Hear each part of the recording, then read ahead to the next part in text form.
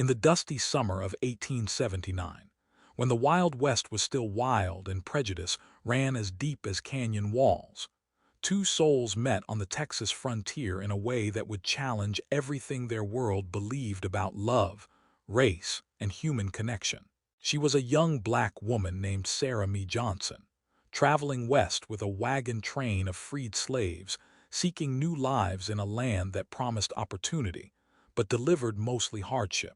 He was a white rancher named Thomas Whitfield, a man of 32 years who had built his life on solitude and land, never expecting his heart to betray every social rule he had been raised to follow.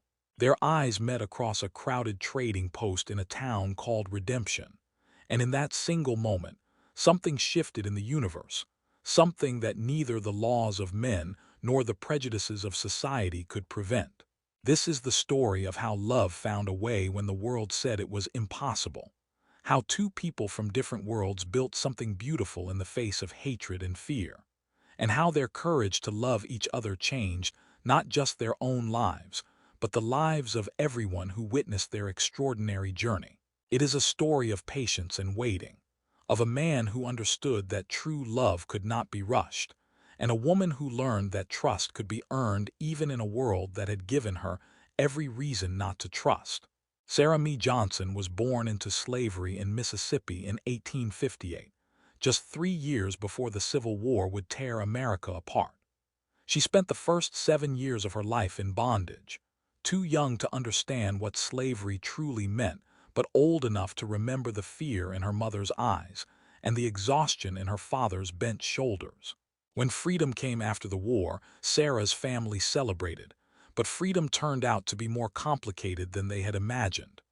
They had no land, no money, no education, and the white people who had once owned them were not willing to help them build new lives. Sarah's father worked as a sharecropper, essentially trading one form of bondage for another, while her mother took in washing and tried to keep their family fed. Sarah grew up watching her parents struggle, seeing them work themselves to exhaustion for wages that barely kept them alive, and she understood from a very young age that being free on paper did not mean being free in reality. When Sarah was 19 years old, her parents died within months of each other. Her father from pneumonia he caught working in the rain, and her mother from a broken heart that simply gave up. Sarah found herself alone in Mississippi with nothing but the clothes on her back and a fierce determination not to spend her life the way her parents had spent theirs. She heard about wagon trains heading west, about communities of black settlers claiming land in Kansas and Texas and Oklahoma, about the possibility of owning property and building something that belonged to you and no one else. She sold everything her parents had left, which amounted to almost nothing, and used the money to buy passage with a wagon train heading to Texas. She had never been more than 20 miles from the plantation where she was born, had never seen a mountain or a desert or the endless sky that stretched over the Western territories, but she was willing to risk everything for a chance at a different life. The wagon train Sarah joined consisted of 43 black families, all of them former slaves or children of slaves, all of them carrying dreams of land ownership and independence. They were led by a man named Ezekiel Freeman, a former Union soldier who had fought for his freedom and was now fighting for a future. The journey was brutal in ways Sarah had not anticipated. The heat was overwhelming, turning the covered wagons into ovens that baked everyone inside. Water was scarce and often dirty, leading to sickness that claimed the lives of 3 children and 2 elderly people before they even reached the Texas border. There were also dangers from raiders, both white outlaws who saw the travelers as easy targets and Native Americans who were defending their land, from yet another wave of settlers encroaching on their territory. Sarah proved herself to be stronger than anyone expected during this journey. When people got sick, she helped nurse them, drawing on knowledge her mother had passed down about herbs and remedies. When food ran low, she was among the best at foraging, finding edible plants and roots that others would have walked past. When morale dropped and people talked about turning back, Sarah was one of the voices encouraging them to keep going, reminding them that nothing worthwhile had ever been easy. She became respected within the wagon train community, someone people turned to when they needed strength or wisdom, or simply a reminder of why they were enduring such hardship. After 4 months of traveling, the wagon train reached their destination, a stretch of land in western Texas, where the government was allowing homesteaders to claim parcels if they could prove they would work the land and build on it. The area was harsh and unforgiving, with rocky soil and limited water, but it was available, and it was theirs for the taking. The families began the process of selecting their plots and starting to build, and Sarah claimed a small piece of land that sat near a creek that ran dry most of the year but held water after rains. She had no experience building a house or farming, but she learned by watching others and by making countless mistakes that taught her what not to do. She built a small sod house, barely more than a hole in the ground with walls and a roof, but it was hers, the first thing she had ever owned. The settlement struggled through its first year. Crops failed more often than they succeeded. Cattle died from disease and drought. Some families gave up and headed back east or pushed further west toward California. But Sarah stayed, determined to make this work no matter how many times she had to start over. She took on work cooking and cleaning for other homesteaders who had slightly more resources, saving every penny she could. She learned to shoot a rifle to protect herself and her property. She survived a winter that froze her water supply and nearly killed her livestock. And through all of this, she remained focused on her goal of building a life that was truly her own. Sarah met Thomas Whitfield for the first time in the spring of 1879 at the trading post in Redemption, a rough town that served as the main supply center for all the ranches and homesteads in the area. Sarah had saved enough money to buy a mule, which she desperately needed to help plow her land and haul supplies, and she had heard that someone in town was selling one at a reasonable price. She walked into the trading post wearing her best dress, which was still patched and worn but clean, and she carried herself with a dignity that demanded respect, even if the world was not always willing to give it. Thomas Whitfield was standing at the counter buying supplies when Sarah entered, and he later told her that the moment he saw her, something in his chest tightened and his breath caught in a way that had never happened before.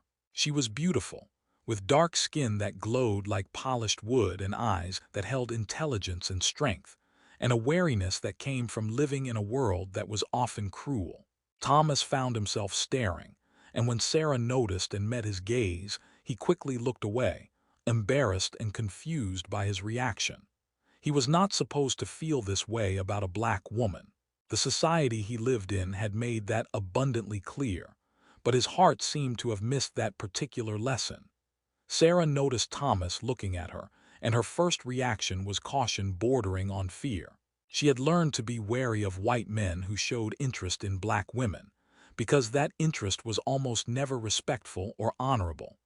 She had heard too many stories of black women being taken advantage of, assaulted, or worse, by white men who faced no consequences for their actions.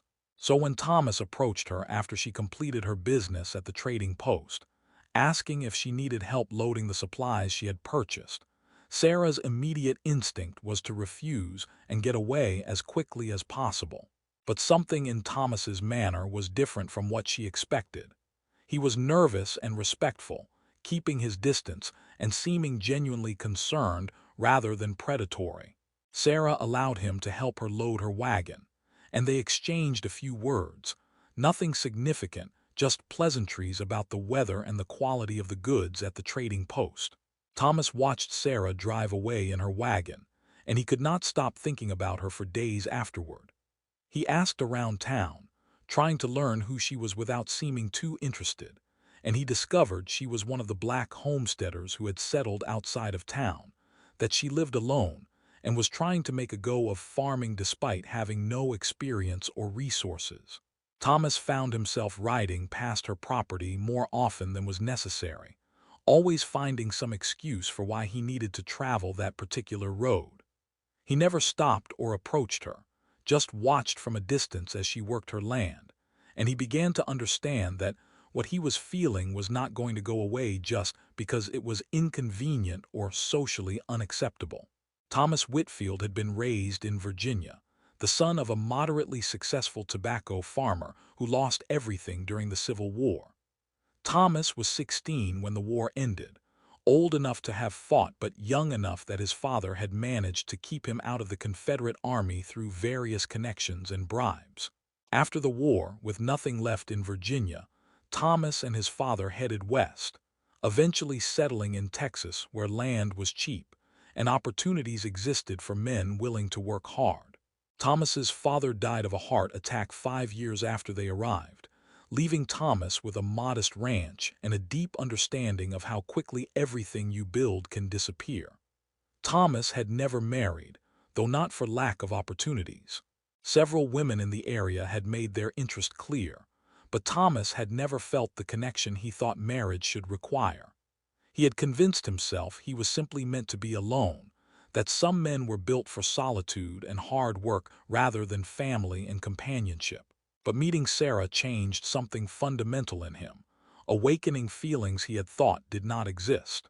The problem was that acting on those feelings would require him to defy everything his society believed and risk everything he had built. Interracial relationships were not just frowned upon in Texas in 1879. They were dangerous, potentially deadly for both parties involved. But Thomas found he could not simply ignore what he felt. He began looking for legitimate reasons to interact with Sarah, small ways to help her without being obvious or intrusive. When he heard she was struggling to repair her fence after a storm damaged it, he rode over one morning with extra supplies and offered to help, explaining that he had materials he did not need, and it seemed wasteful to let them sit unused. Sarah was suspicious of his motives, but also practical enough to accept help when it was offered. They worked together that morning, speaking little but developing a comfortable rhythm as they repaired the fence. Thomas left without asking for anything in return, and Sarah found herself confused by this white man, who seemed genuinely kind without expecting payment or favors. Over the following months, Thomas found other ways to help Sarah. He brought her seeds that would grow better in the local soil than what she had been using. He taught her better techniques for managing her water supply during the dry season. He helped her round up cattle that had wandered onto her property, animals she could claim as her own if she could prove she had been caring for them. Each time, he was respectful and careful never to overstep boundaries or make Sarah feel pressured or uncomfortable. He never asked for anything in return, never suggested that his help entitled him to her time or attention. He was simply there, patient and kind, and waiting for something he was not even sure would ever happen. Sarah began to look forward to Thomas's visits even as she questioned her own reactions. She told herself she was being practical, that accepting his help was simply smart survival strategy. But she could not deny that she felt something when he was around, a warmth and safety that she had not experienced with anyone since her parents died. She found herself watching the road, hoping to see his horse approaching, and then feeling disappointed when days passed without him appearing. She started asking questions about him in town, learning that he was respected as an honest rancher who paid his debts and treated his workers fairly, even the Mexican laborers that other ranchers exploited. She learned that he kept to himself mostly, that he had never been married, that people considered him a good man even if he was a bit odd in his solitary ways. The first real conversation between Sarah and Thomas happened on a hot afternoon when Sarah's well collapsed, leaving her without access to water on her property. She was trying to dig it out by herself, exhausted and frustrated and close to tears, because this felt like one disaster too many in a series of endless setbacks. Thomas rode up and saw her struggling, and without a word, he climbed down into the well and began helping her clear the debris and reinforce the walls. They worked together for hours in the oppressive heat, and somewhere in the middle of that physical labor, they began to talk, really talk, about more than just practical matters. Sarah told Thomas about her parents, about growing up in slavery, and then in the difficult years after emancipation. She told him about watching her parents work themselves to death for nothing, and about her determination not to let their sacrifices be meaningless. Thomas listened without interrupting, without offering the empty platitudes or defensive arguments that many white people gave when black people spoke about their experiences. He simply listened and acknowledged the truth of what she was saying, and Sarah felt something shift inside her, a small crack in the protective walls she had built around her heart. Thomas shared his own story about losing everything after the war, about watching his father grieve himself to death over what the Confederacy had cost them, about the loneliness of building a life with no family or real connections. He admitted that he had grown up believing certain things about black people, things his society had taught him were true, but that the war and its aftermath and his years in Texas had shown him how wrong those beliefs were. He said he was still learning, still unlearning prejudices that had been pounded into him since childhood, and that sometimes he probably said or did the wrong thing without realizing it. Sarah appreciated his honesty, the fact that he did not pretend to be perfect or claim he was colorblind or any of the other comfortable lies white people sometimes told themselves. As the sun began to set and they finally finished repairing the well, Sarah invited Thomas to stay for supper, a simple meal of beans and cornbread that was all she had to offer. Thomas accepted, and they sat on rough wooden chairs outside her small house, eating and talking as the desert sky turned brilliant shades of orange and purple. For the first time since her parents died, Sarah felt like she was not completely alone, like maybe she had found someone who saw her as a whole person rather than just a black woman to be either feared, pitied, or exploited. And Thomas felt like he had found what he had been unconsciously searching for his entire life, a connection that went deeper than shared circumstances or social convenience, something that felt essential and true. After that evening, Thomas and Sarah's relationship deepened in ways that both excited and terrified them. Thomas began visiting more openly, no longer pretending he just happened to be passing by or needed to check on something in the area. Sarah stopped questioning his motives and started accepting that maybe his interest in her was genuine and not some complicated scheme to take advantage of her. They would work together on projects around her property, then sit and talk for hours about everything and nothing, their conversations ranging from practical matters of farming and ranching to deeper questions about life and meaning, and what kind of world they wanted to see. Thomas discovered that Sarah was not just beautiful and strong, but also brilliant and insightful in ways that constantly surprised him. She had taught herself to read during the brief period after emancipation when freed slaves had access to schools, and she had continued educating herself by reading every book and newspaper she could get her hands on.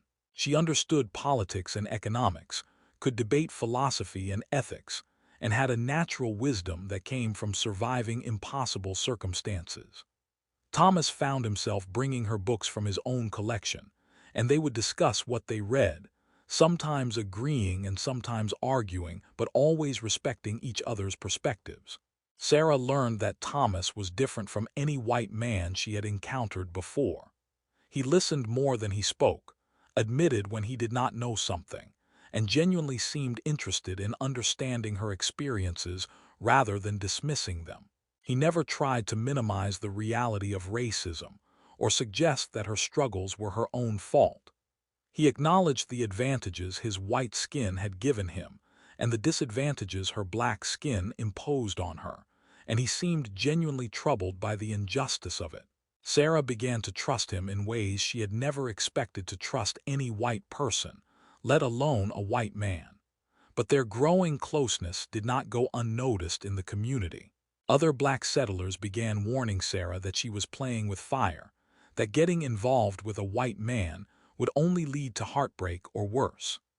They reminded her of black women who had been lynched for relationships with white men, of the violence that could come from jealous white people who saw interracial relationships as threats to the social order. Some of the black community members began distancing themselves from Sarah, not wanting to be associated with someone who was breaking such fundamental social rules. This isolation hurt Sarah deeply, but she also understood their fear and could not entirely blame them for protecting themselves. Thomas faced his own backlash from the white community. Other ranchers began making comments about him spending time with that black woman, asking pointed questions about what exactly he was doing over at her property so often. Some were merely curious or disapproving, but others were hostile, warning Thomas that he was damaging his reputation and that there would be consequences if he continued down this path. Thomas's response was to tell them, as politely as possible, that his personal life was his own business and they could think whatever they wanted. But he understood that every visit to Sarah's property was increasing the danger for both of them, and he struggled with whether he had the right to put her at risk for his feelings. 6 months after they first began spending real time together, Thomas and Sarah had to confront the question they had both been avoiding. What exactly was happening between them, and what did they want it to become? The conversation happened on a cold November evening, with the first winter winds blowing across the plains and a fire crackling in Sarah's small fireplace. Thomas had come to help Sarah prepare her property for winter, reinforcing her house against the cold and making sure she had enough firewood stored. As they sat together after finishing the work, Sarah finally asked the question that had been building for weeks. She asked Thomas what he wanted from her, what he saw when he looked at their relationship, because she needed to know if she was being foolish to hope for something more. Thomas was quiet for a long moment, and Sarah braced herself for disappointment, for the revelation that she had been naive to think a white man could truly love a black woman as an equal. But then Thomas took her hand, the first time he had initiated physical contact beyond helping her over rough ground or handing her tools, and he told her the truth. He said he loved her. He said he had probably loved her from the moment he first saw her in the trading post, though he had not understood what he was feeling at the time. He said he knew that loving her was complicated and dangerous and would make both their lives harder, but he could not change his heart and did not want to.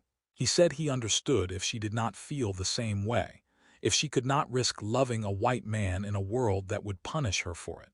But he needed her to know that he was willing to wait, that he would be patient for as long as it took for her to trust him enough to let him love her. Sarah felt tears streaming down her face, though she was not sure if they were tears of joy or fear or some complicated mixture of both. She admitted that she had feelings for Thomas too, that she had fought against them because she knew how dangerous they were, but that her heart had betrayed her practical mind. She told him she was scared, not just of what other people might do, but of being vulnerable, of trusting someone with her heart when her experience had taught her that people could not be trusted. She said she needed time to figure out if she was brave enough to love him openly or if the fear would always win. Thomas told her he would wait as long as she needed, that he was not going anywhere, that she could set the pace and the terms and he would respect whatever boundaries she needed. He promised that his love was not conditional on her immediately reciprocating or on their relationship looking a certain way. He said he would be her friend, her helper, her companion, whatever she was comfortable with, and if that was all their relationship ever became, he would accept it. But he wanted her to know that his heart was hers if she ever decided she wanted it, and that nothing and no one would change that. Sarah made no promises that night, but she did not send Thomas away either. She simply held his hand and sat beside him in the firelight, and they both understood that they had crossed a threshold they could not uncross, that they had acknowledged feelings that would shape everything that came after, for better or worse. The winter of 1879 into 1880 was one of the coldest on record in western Texas, with snowstorms that buried properties and temperatures that killed livestock and threatened human lives. Sarah struggled to keep herself and her few animals alive through the brutal cold, burning through her firewood supply faster than expected and running low on food as the weeks stretched on. Thomas checked on her as often as the weather allowed, bringing supplies and helping her manage the crisis, And during those long, dark months, their bond deepened into something that felt unbreakable. In late February, when the worst of the winter had passed but spring had not yet arrived, disaster struck Sarah's property. A fire started in her small barn, probably from a lantern that tipped over and spread quickly through the dry wood. Sarah was inside her house when she smelled smoke, and she ran out to find her barn engulfed in flames with her 2 cows and her mule trapped inside. She tried to get to the animals, but the heat drove her back, and she stood helpless watching everything she had worked so hard to build literally go up in smoke. Her livestock died in the fire, her stored hay was destroyed, and even some of her farming tools that she had kept in the barn were lost. Thomas arrived 2 days after the fire when he came for his regular check on Sarah. He found her sitting in the ashes of her barn, staring at the destruction with empty eyes, and he understood immediately that this might be the final blow that broke her spirit. He sat down beside her without speaking, and they stayed that way for a long time, just sitting together in the ruins. Finally, Sarah spoke, her voice flat and defeated. She said she did not know if she could keep fighting, that maybe this was the universe telling her she was not meant to have her own land, that maybe she should give up and find work as a domestic servant in town, where at least she would have steady meals and a roof over her head. Thomas listened, and then he spoke, his voice gentle but firm.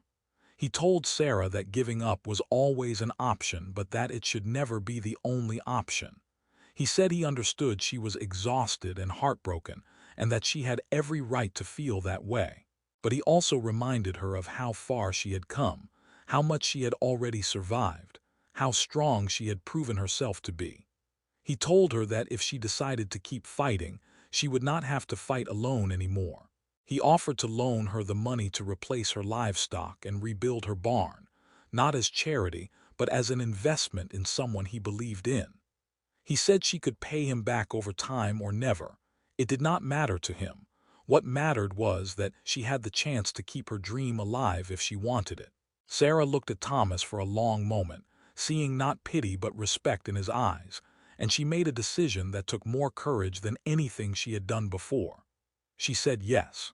She would accept his help, she would rebuild, and she would stop fighting against the feelings she had for him. She told him she loved him, that she was terrified of what that meant, but that she was done pretending it was not true. She said if he really meant what he had said about waiting for her heart, then he did not need to wait anymore because it was his for the taking, consequences and danger and all. Thomas pulled Sarah into his arms, and they held each other in the ashes of her barn, 2 people from different worlds choosing to build something together despite everything that would try to tear them apart. It was not a perfect romantic moment. They were both dirty and exhausted and scared of what their decision would mean. But it was real and honest and true, and that was more valuable than any fairy tale romance could ever be. Thomas and Sarah's relationship became public knowledge shortly after that day in the ashes, though not by their choice. Someone saw Thomas embracing Sarah, and word spread through the community like wildfire. The reactions were exactly as harsh as they had feared. The black community felt betrayed, believing Sarah was abandoning her own people for the relative privilege of being associated with a white man.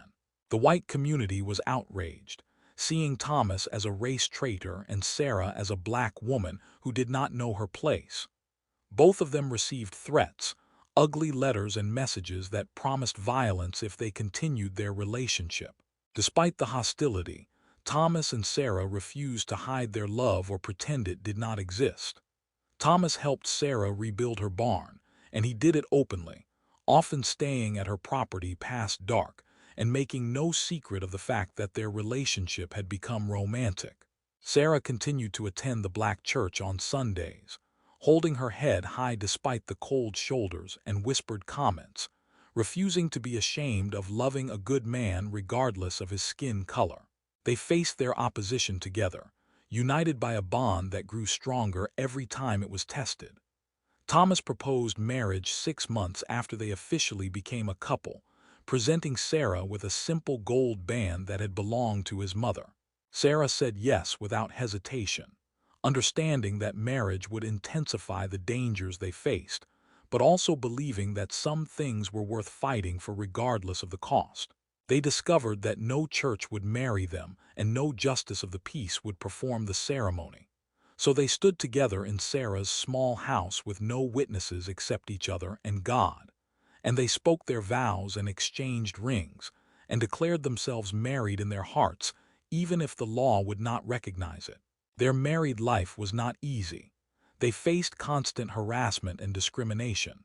Some of Thomas's former friends refused to associate with him anymore. Sarah was excluded from both black and white social circles, considered an outcast by everyone. They struggled financially because Thomas's decision to marry Sarah cost him business relationships and contracts that had been important to his ranch's success. But they also found unexpected allies, a handful of people from both communities who admired their courage and quietly supported them. A Mexican family that farmed nearby brought them food and offered friendship. An elderly white widow invited them to dinner, shocking the community by treating them as a legitimate couple. A young black couple who were also in an interracial relationship reached out, grateful to know they were not alone. 2 years after Thomas and Sarah married in their private ceremony, tragedy struck in a way that tested everything they had built. A group of white men, emboldened by alcohol and hate, decided to teach Thomas a lesson about race mixing. They rode onto his ranch one night, set fire to his barn, and when Thomas ran out to fight the fire, they beat him savagely, leaving him broken and bleeding in the dirt.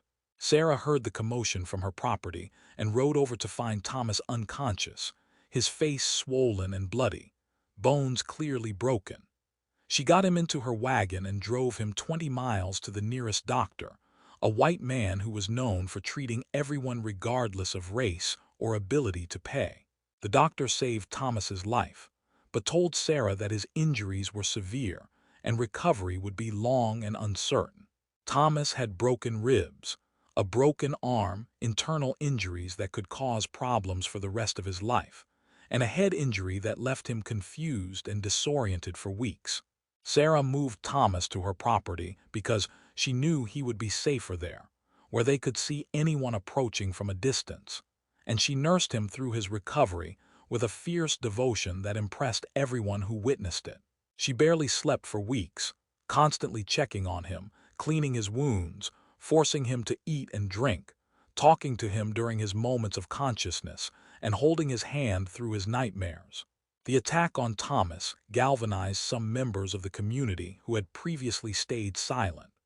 A group of ranchers, including several who had not approved of Thomas's marriage, banded together to hunt down the men who had committed the assault. They found 3 of them and turned them over to the law, and surprisingly, given the racial dynamics of the time, the men were actually prosecuted and sentenced to prison time. It was not justice in any complete sense, but it was more than anyone expected, and it sent a message that maybe not everyone in the community was willing to tolerate vigilante violence. Thomas recovered slowly, his body healing but his spirit shaken by the violence he had endured. There were days when he questioned whether their love was worth the pain it caused, whether they should separate for their own safety and the safety of anyone who supported them. But Sarah never wavered.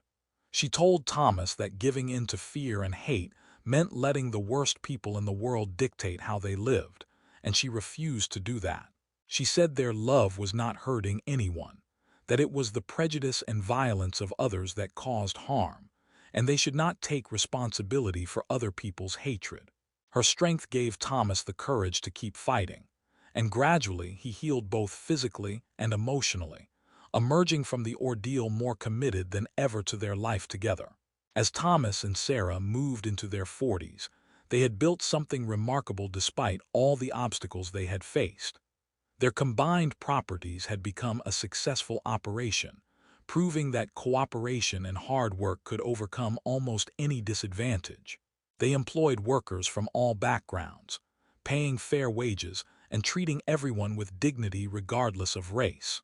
Their ranch became known as a place where interracial families and mixed groups could gather without fear, a small pocket of tolerance in a generally intolerant world. They never had children of their own, something Sarah mourned privately, but they became mentors and parental figures to countless young people who needed guidance and support. Thomas and Sarah's relationship became something of a legend in Western Texas, a story that people told about the power of love to overcome hate. Some people told their story as a cautionary tale, a warning about the dangers of crossing racial boundaries. But others told it as an inspiration, proof that people could choose love over prejudice if they had enough courage. Young couples in interracial relationships would seek out Thomas and Sarah, asking for advice and support, and the older couple always welcomed them, sharing their experiences and offering what wisdom they had gained through their struggles. As they aged, Thomas and Sarah watched the world slowly change around them. The extreme hostility they had faced in their early years gradually softened into grudging acceptance, and then, for some people, into genuine respect. They were never fully accepted by mainstream society, never invited to all the social functions or welcomed in all establishments, but they carved out a space where they could live with dignity and peace.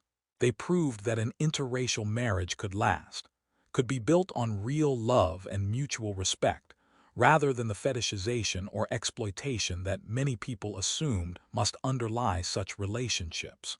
Thomas Whitfield died at 68 after a short illness, surrounded by Sarah and the many young people whose lives they had touched. Sarah mourned him deeply but also took comfort in the life they had built together, the love they had shared, and the example they had set. She lived another 12 years after Thomas's death, continuing to run their ranch and support young couples who were fighting the same battles she and Thomas had fought decades earlier. She never remarried, saying that she had been blessed with one great love in her lifetime, and that was more than most people ever got.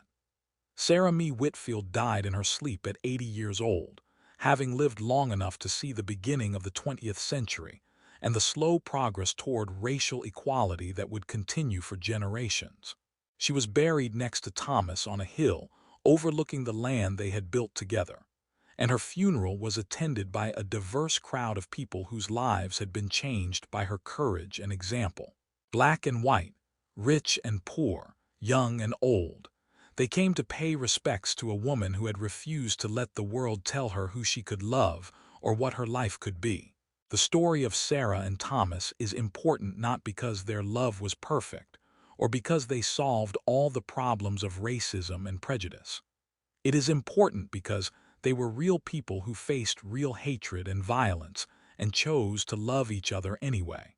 They showed that change happens not through grand gestures or sweeping legislation alone, but through individual people making brave choices in their personal lives, standing up for what they believe is right even when the cost is high. Their relationship was not a solution to racism, but it was a challenge to it, a living refutation of the idea that people of different races could not build genuine, lasting, equal partnerships. Their story reminds us that love has always been a revolutionary act, especially love that crosses the boundaries that society tries to maintain. Every interracial couple that exists today stands on the foundation built by people like Sarah and Thomas, people who risked everything to prove that the content of someone's character matters more than the color of their skin. Their legacy is not just in the land they built or the people they mentored, but in the simple fact that they loved each other openly and honestly in a world that demanded they hide or deny their feelings. They waited for each other's hearts, took the time to build trust and understanding, and then defended their love against every attack and obstacle. That is the kind of love story that deserves to be remembered, not because it was easy or romantic in a conventional sense, but because it was real and brave and ultimately triumphant. Sarah and Thomas proved that waiting for the right person, being patient with love, and having the courage to choose connection over conformity can create something beautiful enough to change the world, one heart at a time.